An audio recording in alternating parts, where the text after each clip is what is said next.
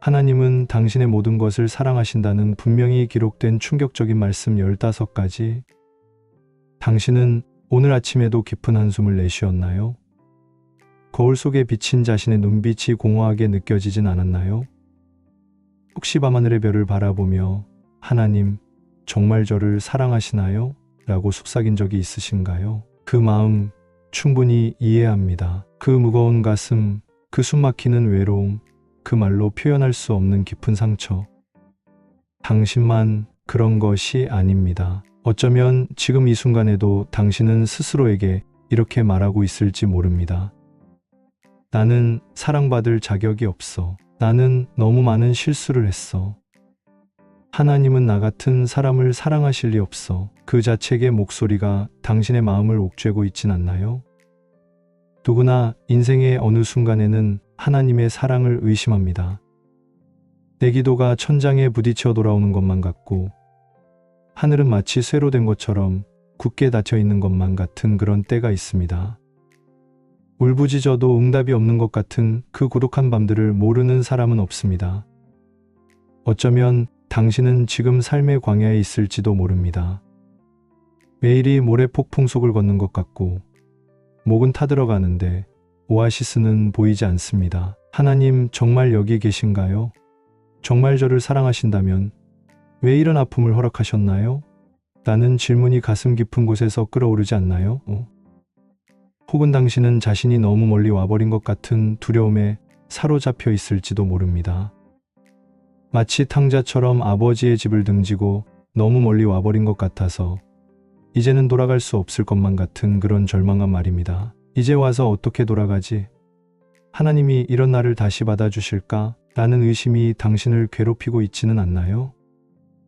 또 어떤 분들은 자신의 상처가 너무 깊어서 아무도, 심지어 하나님도 치유하실 수 없을 것 같다고 느끼실 수도 있습니다. 어린 시절의 깊은 상처, 누군가의 배신으로 인한 마음의 균열, 반복되는 실패로 인한 자존감의 상실. 그 깊은 상처들이 나는 고칠 수 없어.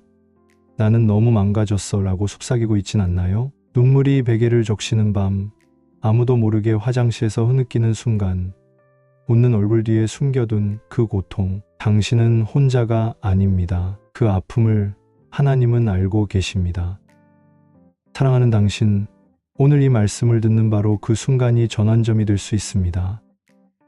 오늘은 당신의 마음속 깊은 두려움들에게 새로운 진리로 응답하는 날이 될 것입니다. 오늘은 하나님의 사랑이 얼마나 깊고, 얼마나 넓고, 얼마나 높고, 얼마나 강한지를 발견하는 날이 될 것입니다. 당신이 지금 어떤 상황에 있든, 어떤 감정을 느끼고 있든, 어떤 과거를 가지고 있든, 하나님의 사랑은 그 모든 것을 뛰어넘습니다. 그분의 사랑은 당신의 모든 실패보다 크고, 당신의 모든 죄보다 깊고, 당신의 모든 두려움보다 강합니다. 당신의 마음속 가장 어두운 구석, 아무에게도 보여주지 않았던 그 비밀스러운 공간, 심지어 당신 자신도 마주하기 두려워하는 그곳까지도 하나님의 사랑은 이미 그곳에 도달해 있습니다.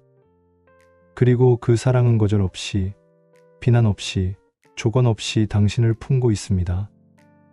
오늘 이 시간을 통해 하나님이 당신의 모든 것을 어떻게 사랑하시는지 성경의 15가지 충격적인 말씀을 통해 함께 발견하려 합니다. 이 말씀들은 단순한 정보가 아닙니다. 이 말씀들은 당신의 영혼 깊은 곳에 새겨질 치유의 약속이며 당신의 상한 마음을 회복시킬 생명의 물줄기입니다. 지금 이 순간 당신의 모든 방어벽을 내려놓고 당신의 모든 의심을 잠시 옆에 두고 하나님의 놀라운 사랑의 품 안으로 함께 걸어 들어가시길 초대합니다. 당신의 인생이 영원히 변화될 수 있는 그 순간이 바로 지금입니다. 우리가 하나님의 사랑을 받아들이지 못하는 이유는 무엇일까요? 대부분 그 이유는 우리의 육체가 아닌 마음에 있습니다. 우리 마음이 먼저 병들었기 때문입니다. 나는 가치가 없어. 하나님은 나를 잊으셨어. 내 죄는 너무 커. 이런 독백들이 우리 영혼을 갉아먹습니다. 진정한 치유는 이 마음의 독백을 하나님의 진리로 바꾸는 것에서 시작됩니다. 오늘 우리는 15가지 충격적인 말씀을 통해 하나님이 얼마나 당신을 사랑하시는지 깨닫게 될 것입니다. 첫 번째 말씀, 예레미야 31장 3절. 여호와께서 옛적에 이스라엘에게 나타나사 이르시되 내가 영원한 사랑으로 너를 사랑하였음이라.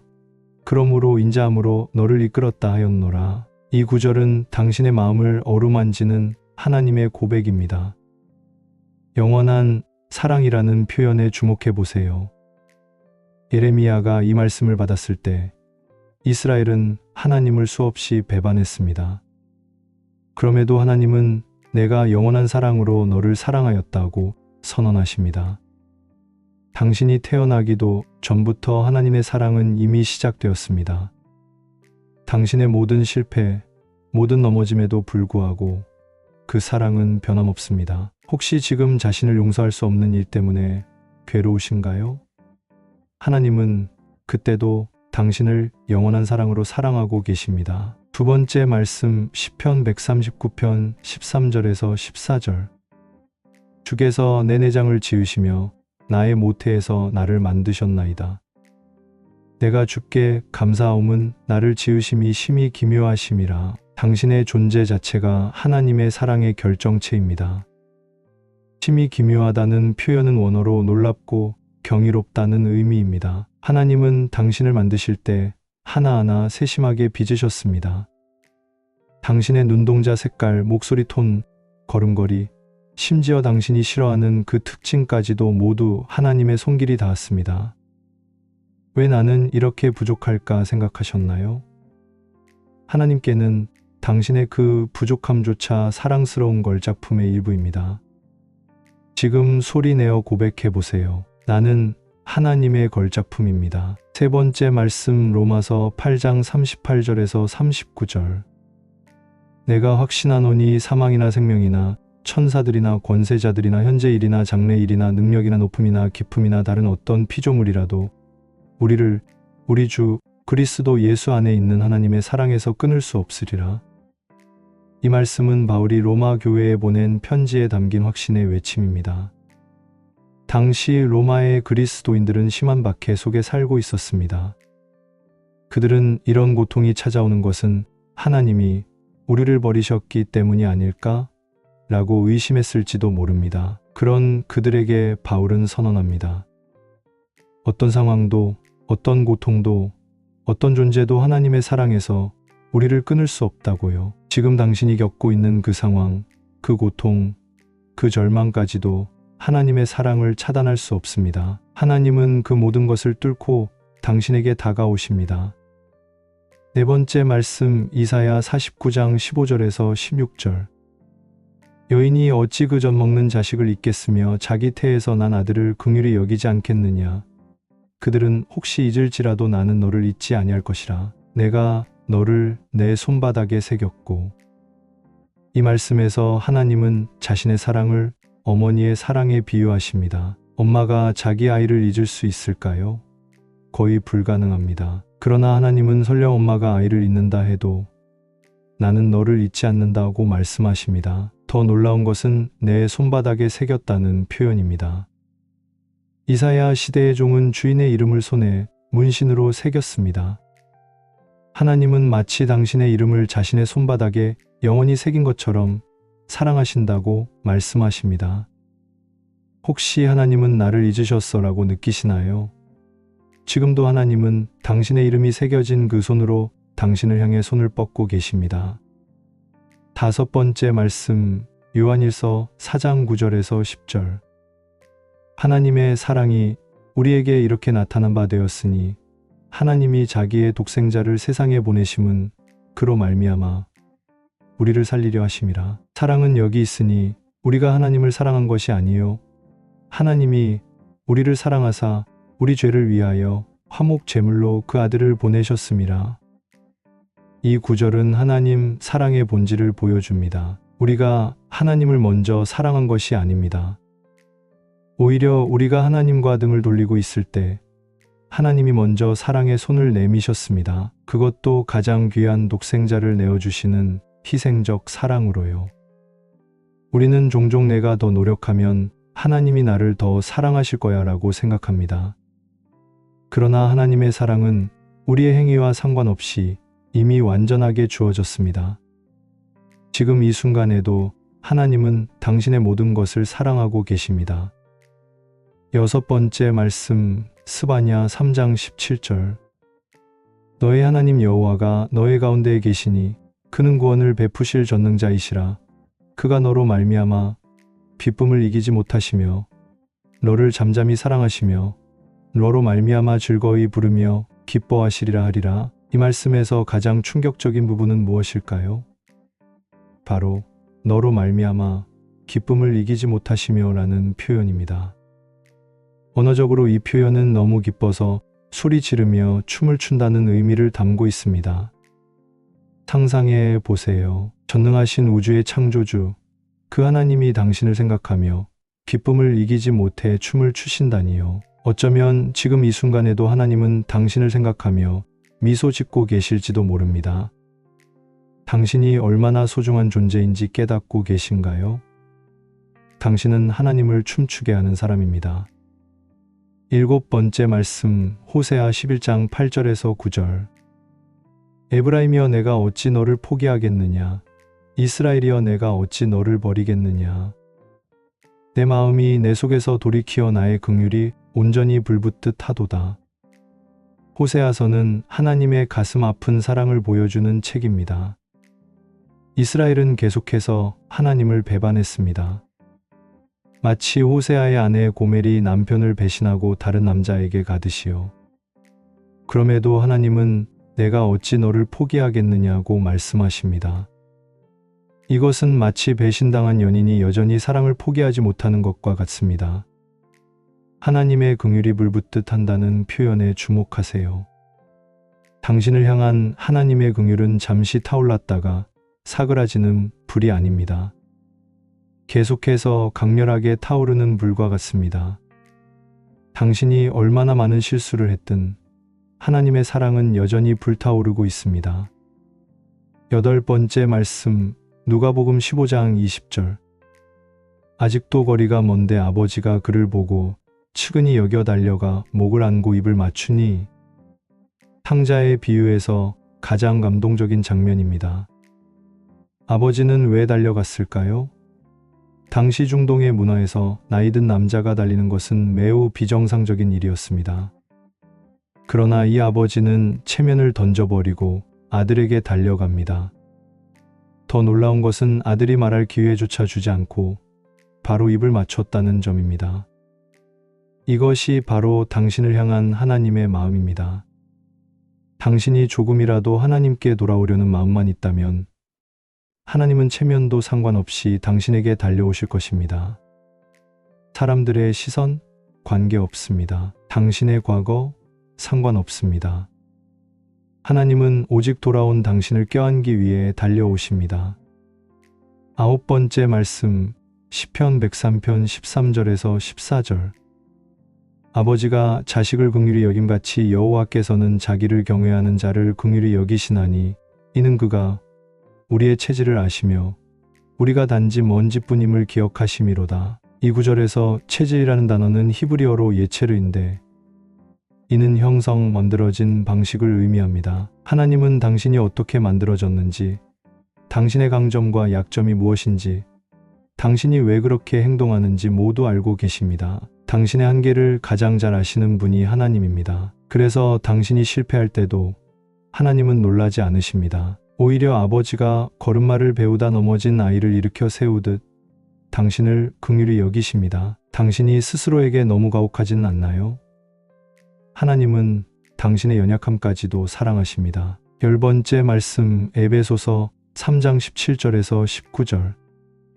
믿음으로 말미암아 그리스도께서 너희 마음에 계시게 하시옵고 너희가 사랑 가운데서 뿌리가 박히고 터가 굳어져서 능히 모든 성도와 함께 지식에 넘치는 그리스도의 사랑을 알고 그 너비와 길이와 높이와 깊이가 어떠함을 깨달아 하나님의 모든 충만하신 것으로 너희에게 충만하게 하시기를 구하노라.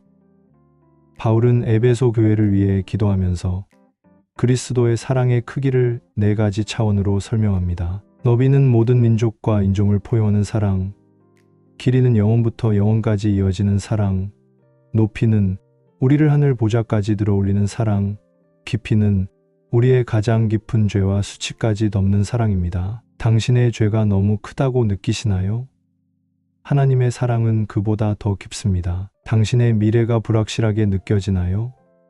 하나님의 사랑은 영원히 지속됩니다. 당신이 소외감을 느끼시나요? 하나님의 사랑은 당신을 포함한 모든 이에게 펼쳐져 있습니다. 11번째 말씀, 요한복음 15장 9절과 13절. 아버지께서 나를 사랑하신 것 같이 나도 너희를 사랑하였으니 나의 사랑 안에 거하라. 사람이 친구를 위하여 자기 목숨을 버리면 이보다 더 큰 사랑이 없나니. 예수님은 제자들에게 마지막 만찬에서 이 말씀을 전하셨습니다. 아버지께서 나를 사랑하신 것 같이라는 표현에 주목해 보세요. 하나님 아버지와 아들 예수님의 사랑은 얼마나 깊고 완전할까요?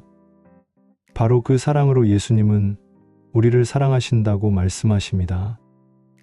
더구나 그 사랑은 말로만이 아니라 십자가의 희생으로 증명되었습니다. 그리고 예수님은 친구를 위하여라고 말씀하십니다. 당신은 하나님의 친구입니다. 친구를 위해 목숨을 버릴 만큼 당신을 소중히 여기시는 하나님의 사랑을 깨달으십시오. 12번째 말씀, 이사야 43장 1절과 4절.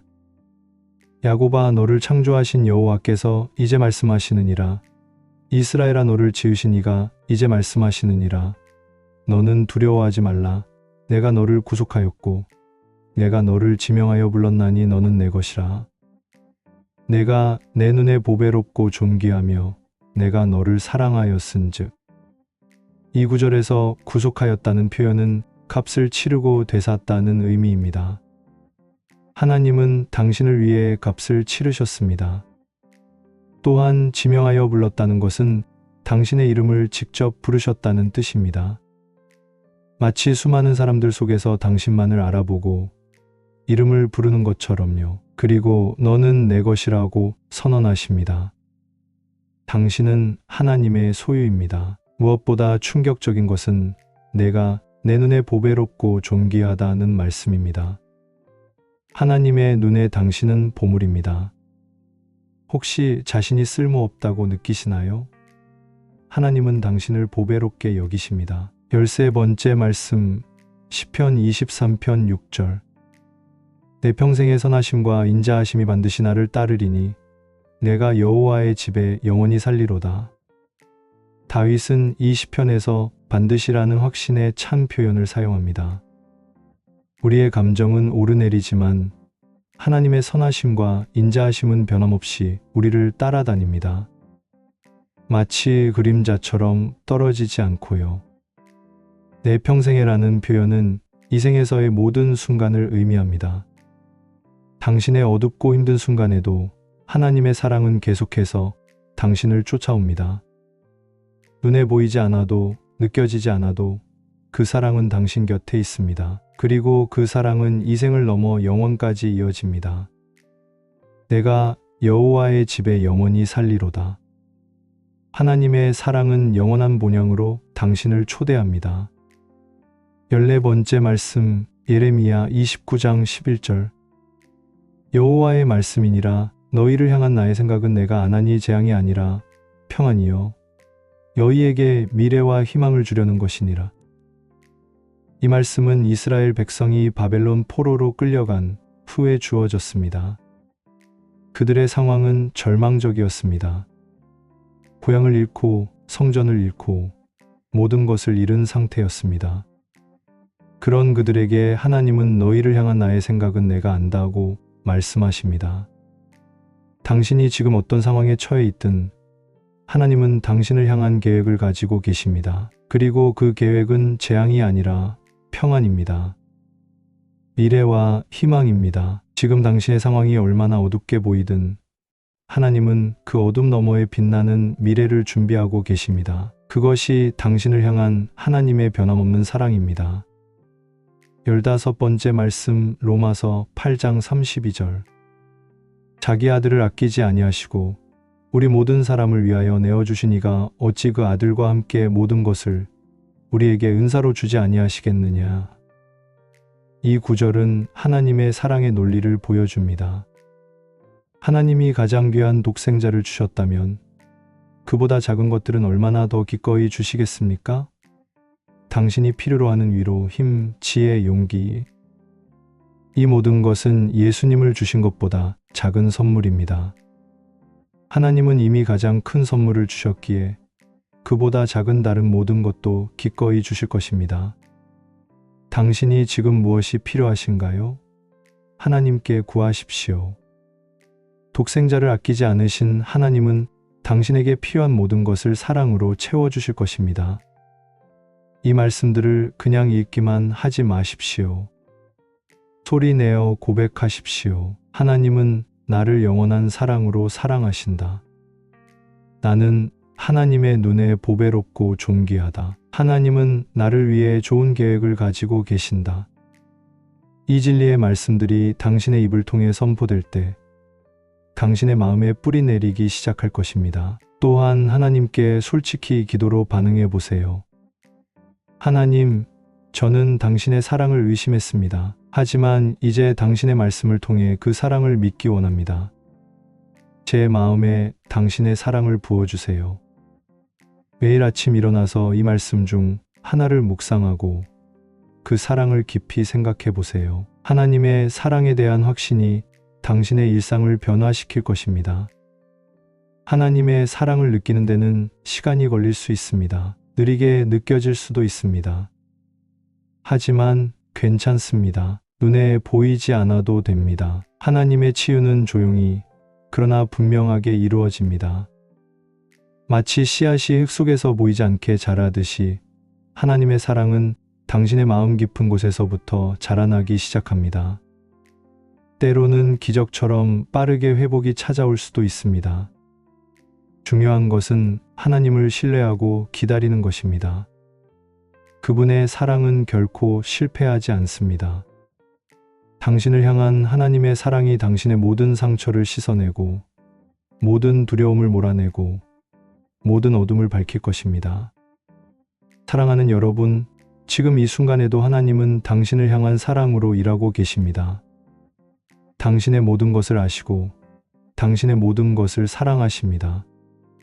당신의 장점만이 아니라 약점까지, 당신의 성공만이 아니라 실패까지, 당신의 기쁨만이 아니라 아픔까지 사랑하십니다. 하나님의 사랑 안에서의 회복은 이미 시작되었습니다. 당신이 이 말씀들을 듣는 순간부터 하나님의 사랑이 당신의 마음에 새롭게 부어지기 시작했습니다. 그 사랑이 당신의 모든 영역에 충만하게 채워질 것입니다. 오늘 이 말씀들이 여러분의 마음에 깊은 울림이 되었다면 지금 댓글에 이렇게 써주세요. 이제 나는 하나님의 사랑으로 충만합니다. 이 고백이 여러분의 인생에 하나님의 은혜를 여는 열쇠가 되기를 소망합니다. 이 영상이 은혜로 다가왔다면 꼭 반드시 구독, 좋아요, 알림 설정으로 함께 해주세요.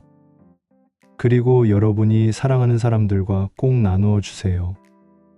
단 한 번의 공유가 누군가에게는 평생의 위로가 될 수 있습니다.